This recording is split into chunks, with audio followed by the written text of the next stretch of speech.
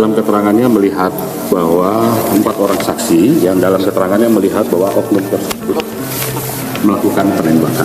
Selongsong peluru ungkap oknum TNI pakai 3 jenis senpi tembak 3 polisi di Wei Kanan. Penembakan terhadap 3 anggota polisi di Kabupaten Wei Kanan diduga dilakukan dengan menggunakan 3 jenis senjata api, senpi. Hal ini diungkapkan oleh Kapolda Lampung, Inspektur Jenderal Irjen Helmi Santika dalam konferensi pers yang berlangsung di Mapolda Lampung pada Rabu, 19 Maret 2025. Dugaan tersebut muncul berdasarkan temuan 13 selongsong peluru di lokasi kejadian perkara, TKP. Helmi menjelaskan, di arena Sabung Ayam tempat insiden terjadi, terdapat satu titik di mana selongsong peluru mengumpul dengan arah yang sama menuju lokasi korban ditemukan tertembak. Jadi arahnya ke lokasi korban ditemukan tertembak, ungkap Helmi. Selongsong yang ditemukan memiliki diameter yang berbeda-beda, yakni 5,5 mm, 7,2 mm, dan 9 mm.